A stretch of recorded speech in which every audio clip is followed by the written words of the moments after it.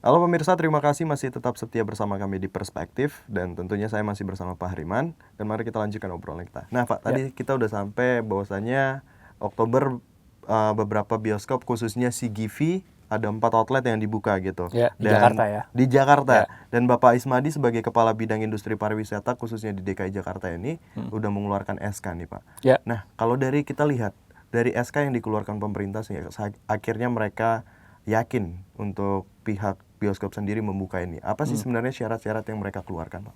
Oke. Jadi syaratnya waktu itu prosedurnya ya, saya bilang prosedurnya. Prosedurnya waktu kita mau buka bioskop itu memang ada ya langkah-langkah yang harus dilakukan dari pihak pengelola bioskop.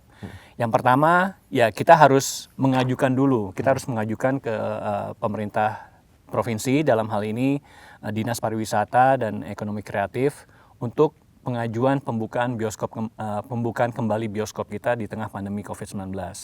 Nah, setelah surat pengajuan itu kita kirimkan, surat itu kemudian ditindaklanjuti oleh dinas dengan mereka berkunjung ke bioskop kita. Mereka berkunjung ke bioskop kita, mereka melihat fasilitas, kondisi bioskop seperti apa, protokol kesehatannya. Mereka melakukan berbagai simulasi-simulasi. Waktu itu mereka datang ke sini ngecek semua tuh kayak tour lah, istilahnya. Tiap auditorium mereka lihat, tiap hall ataupun tiap concession, tiap bagian-bagian yang ada di bioskop itu mereka pasti akan tanyakan, mereka simulasi. Jadi tidak ada yang luput dari mereka. Dan kunjungan mereka itu dilakukan oleh tim teknis namanya, tim teknis dari Pemprov DKI Jakarta. Tim teknis itu dari Dinas Pariwisata Ekonomi Kreatif, dari Dinas Kesehatan, dan juga dari Dinas Kominfo, Komunikasi dan Informatika. Mereka datang ke sini untuk melihat kesiapan kita dalam pembukaan kembali bioskop. Nah, dalam hal ini juga kita harus memaparkan protokol kesehatannya itu apa aja. Kita presentasi waktu itu di hadapan mereka di dalam auditorium. Kita presentasi di hadapan mereka protokol kesehatannya apa saja, bagaimana menjalankannya, bagaimana pengawasannya, semua harus kita tunjukkan, presentasikan kepada tim teknis dari Pemprov DKI Jakarta itu. Nah, setelah itu mereka akan kasih feedback. Ada masukan-masukan tidak dari presentasi kita, dari protokol kesehatan kita, apakah ada tambahan, apakah ada yang tidak perlu dimasukkan dalam protokol kesehatan, apakah ada yang perlu dievaluasi lagi. Nah, itu mereka kasih feedback ke kita di akhir presentasi kita. Nah, alhamdulillah waktu itu setelah kita lakukan itu semua, keesokan harinya kita dianggap sudah sesuai dengan protokol kesehatan dan siap dan diperbolehkan untuk membuka kembali bioskop. Akhirnya terbitlah SK itu. Kalau nggak salah itu waktu itu tanggal berapa ya? Tanggal 27, 20 Oktober kalau nggak salah SK itu keluar. Nah, keesokan harinya karena kita sudah pegang SK-nya itu, sudah ada di tim kita, ya udah istilahnya kita sudah berhak untuk membuka kembali bioskop. Keesokan harinya akhirnya kita bukalah bioskop kita di Jakarta ini. Jadi tanggal 21 Oktober kita sudah mulai beroperasi di Jakarta dan kita buka di Jakarta itu 4 bioskop dulu.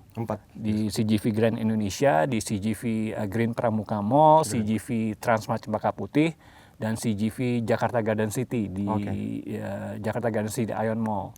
Jadi 4 dulu kita buka bioskop dengan kapasitas waktu itu masih 25% dan tidak boleh makanan minum di dalam auditorium. Itu beberapa di antara protokol kesehatannya yang diminta oleh Pemprov. Jadi prosedurnya memang seperti itu. Kita mengajukan, mereka akan datang, lalu mereka akan kalau memang sudah sesuai dengan kriteria mereka, baru mereka akan terbitkan SK, baru kita boleh buka bioskop. Dan itu sama sih seperti di daerah-daerah lain juga prosedur seperti itu. Mereka akan berkunjung ke bioskop kita, melihat bioskop kita, lalu akan diterbitkan SK dan baru boleh kita buka bioskop. Berarti prosesnya itu sebenarnya panjang gitu ya Pak ya? Bisa dibilang begitu. Panjangnya sih sebenarnya lebih karena persiapannya itu yang harus kita lakukan. Mereka akan datang ke bioskop kita harus sambut mereka, kita harus paparkan semua presentasi untuk protokol kesehatannya, dan kalau memang sudah sesuai ya gampang sih, besoknya ya setelah itu mereka akan terbitkan SK untuk pembukaan kembali bioskop. Jadi lebih ke persiapan dari pengelola bioskopnya untuk memaparkan protokol kesehatan yang memang sudah sesuai Oke. dengan protokol kesehatan Yang dengan ditetapkan panduan dari pemerintah. Kemenkes ya ataupun dari pemerintah daerahnya. Jadi itu yang harus kita siapkan juga. Nah, jadi menarik nih Pak. Ya. Kira-kira dari segi vision sendiri, gimana sih cara persiapannya dan akhirnya bisa meyakinkan Pemprov DKI gitu akhirnya untuk membuka bioskop? Ya, seperti yang saya sampaikan tadi, waktu di masa pandemi COVID-19, di masa penutupan sementara ini, kita nggak tinggal diam. Jadi kita tetap melakukan maintenance fasilitas, auditorium tetap kita foggingnya obat disinfektannya itu memang hospital grade. Oke. Udah diakui secara internasional, kita punya vendor yang bisa menyediakan itu semua, dan sekali fogging itu obatnya bisa tahan sampai 3 bulan, 4 bulan gitu. Jadi nggak perlu tiap hari juga di fogging, karena obatnya itu kalau dari kriteria obatnya itu bisa tahan sampai 3 bulan sampai 4 bulan baru baru bisa di fogging lagi gitu. Itu yang pertama. Yang kedua, dari sisi kesiapan kita di masa penutupan itu kita juga sering mentraining, kita memberikan training kepada staf kita terkait dengan protokol kesehatan, bagaimana mencegah COVID-19 di bioskop kita, di tempat kerja kita, mulai dari tetap harus disinfektan tempat-tempat yang sering disentuh oleh penonton, oleh orang-orang, counter, tempat self ticketing machine, pintu-pintu handle, auditorium ini, tempat duduk. Jadi beberapa kali kita memang melakukan sesi training terkait dengan COVID-19 ini. Lalu juga kita juga rutin setiap staff itu untuk rapid test. Jadi untuk mencegah dan mengetahui COVID-19 itu.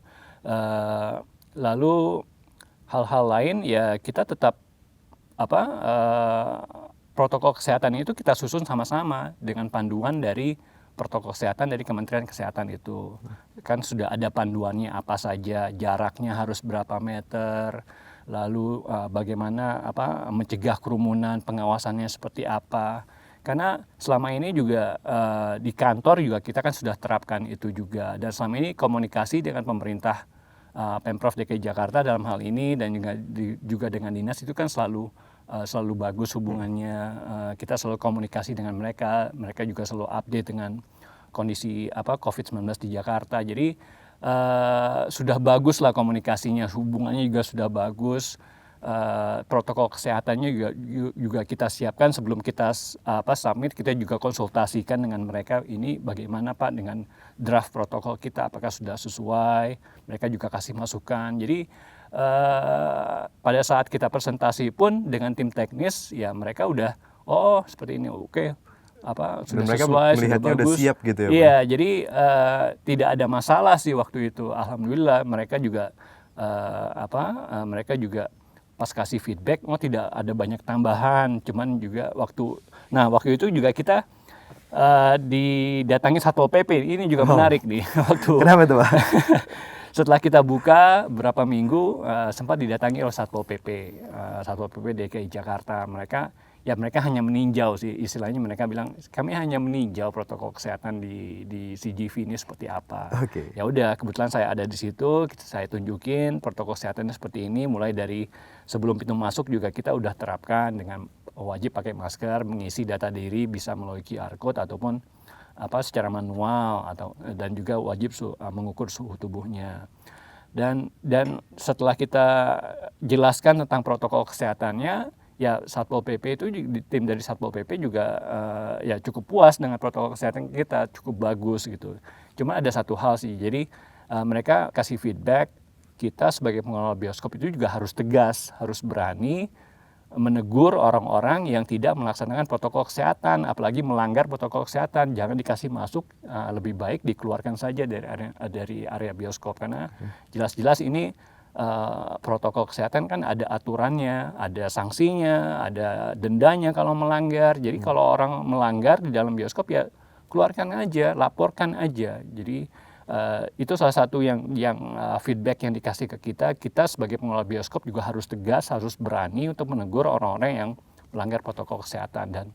Dan ini juga kita lakukan di bioskop kita. Itu sih mungkin Oke. beberapa di antaranya. Cukup komplit sih Pak, jadi cukup mengerti gitu. Tadi juga saya sempat meng-highlight kata-kata Bapak bahwasanya kan pemerintah juga sempat meminta bahwasanya ketika bioskop ini dibuka mereka minta 25% dari kapasitas yang ada gitu. Dan seperti yang kita tahu dan yang diberitakan juga dari media-media luar gitu, bahwasanya SeaGive ini adalah salah satu media yang salah satu bioskop yang di luar buka pertama gitu dengan menerima kapasitas 25% di mana mereka selalu meminta 50%. Nah, itu kenapa Pak? Akhirnya SeaGive sendiri mau.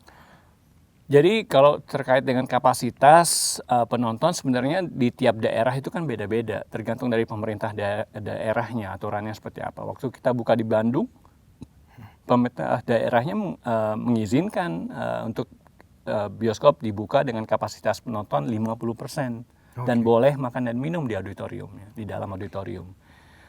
Di tempat lain, di lokasi lain boleh kapasitasnya misalnya hanya diperbolehkan 30% tempat lain dan tidak boleh makan dan minum. Misalnya di tempat daerah lain mungkin ada yang sampai hanya 25%, tapi boleh makan dan minum di dalam auditorium. Jadi tiap daerah itu punya aturan berbeda-beda. Nah, kalau dalam hal di Jakarta waktu itu kita diperbolehkan buka oleh pemerintah dengan kapasitas 25%. Ya, kita sebagai pengelola bioskop kan sebenarnya yang berwenang dalam membuka bioskop atau menutup bioskop kan pemerintah daerah, dalam hal ini Dinas Pariwisata. Kita mengikuti saja kalau aturan memang seperti itu, 25% untuk membuka bioskop, tidak bagi kita itu tidak masalah sebenarnya. Jadi yang penting kita buka dulu. Sebenarnya dengan tujuan kita untuk membuka bioskop itu ada beberapa sih. Yang pertama, kita ingin industri film itu bangkit lagi. Yang kedua, kita ingin produser-produser Indonesia, PH-PH lokal itu bisa bikin film lagi, bisa syuting lagi gitu. Jadi ketika mereka syuting, sebenarnya ada industri-industri kreatif lain atau industri UKM-UKM lain yang juga ikut terdongkrak ekonominya karena industri film ini. Jadi misalnya mereka syuting film nih di suatu lokasi di Jogja atau di mana lah, di Bandung atau di mana. Pasti kalau mereka bikin film itu nggak mungkin 1 atau 2 hari, pasti lebih dari 2 hari. Nah, kalau lebih dari 2 hari pasti mereka akan butuh penginapan. Pasti. Jadi hotel-hotel lokal di daerah tersebut akan bisa kecipratan lah istilahnya. Mereka bisa dapat keuntungan dari syuting di lokasi tersebut. Lalu mereka juga pasti akan butuh makan dan minum. UMKM terbantu. UMKM juga bisa dibantu. Kuliner, industri kulinernya juga bisa terangkat. Pariwisatanya pasti juga akan terangkat. Mereka syuting suatu lokasi, mereka juga pasti butuh transportasi. Butuh kru, butuh orang-orang. Iya, sewa mobil, sewa alat-alat. Jadi sebenarnya industri dimulainya dengan bangkitnya industri film sebenarnya ya efek dominonya juga bisa membantu industri-industri lainnya gitu. Dan secara bertahap ekonomi juga ya secara bertahap perlahan-lahan juga bisa pulih karena kondisi tersebut gitu. Jadi itu diantaranya kita ingin kenapa kita membuka kembali bioskop walaupun hanya dengan kapasitas 20%. Yang ketiga juga ya kita ingin menunjukkan kepada masyarakat kalau menonton di bioskop itu sebenarnya bisa dilakukan dengan aman dan nyaman asalkan protokol kesehatannya dijalankan secara ketat. Setuju. Jadi itu sebenarnya tujuan kita membuka bioskop walaupun dengan kapasitas 25%. Nah, waktu itu keputusan kita memang seperti itu. Seminggu setelah kita buka, kita mengajukan, bukan seminggu, 2 pekan. Karena kita dievaluasi dan dimonitor setiap 2 pekan oleh pemerintah DKI Jakarta. Jadi 2 pekan setelah itu kita harus mengajukan kembali untuk penambahan kapasitas bioskop menjadi 50%. Nah, kita mengajukan, mereka kembali, kita juga harus presentasi lagi kenapa kita harus kenapa kita diizinkan atau diperbolehkan untuk menambah kapasitas hingga 50%, itu kita siapkan semua materi-materinya. Dan akhirnya ya kita berhasil meyakinkan mereka dan kita bisa menambah kapasitas hingga 50% gitu loh. Oke, tapi menurut sudut pandang Bapak sendiri, apakah prosedur atau syarat yang diberikan oleh pemerintah itu udah sesuai nggak sih Pak? Memang harus tetap dilakukan seperti itu gitu atau terlalu ribet gitu? Oh, terlalu ribet sih enggak ya, karena pemerintah juga pasti punya pertimbangan-pertimbangan tersendiri. Kita hanya menuruti aja, kita nurut aja dan patuhi apa yang pemerintah provinsi, pemerintah daerah itu minta ke kita. Jadi kalau requirement-nya seperti ini ya kita harus penuhi itu. Kita akan penuhi itu untuk bisa mendapatkan kapasitas 50% gitu misalnya. Kita harus ya protokol kesehatannya harus perketat ya oke, kita harus perketat lagi protokol kesehatannya. Kalau 50% berarti tetap tidak boleh makan dan minum ya. Oke, kita ikuti aja. Jadi mereka kan yang lebih punya wewenang. Pemerintah itu yang punya wewenang untuk mengatur, menutup, membuka bioskop, industri bioskop. Jadi kita sejauh ini kita mematuhi saja, mengikuti saja aturan yang diberikan ke kita oleh Pemprov DKI Jakarta. Oke. Nah, saya jadi penasaran nih Pak tentang penontonnya ini. Kan udah mulai dari Oktober udah dibuka dan sekarang udah memasuki bulan Desember nih. Tapi kita break dulu Pak, kita tahan dulu. Oke, Smart Viewers jangan kemana-mana, tetaplah bersama kami di Perspektif.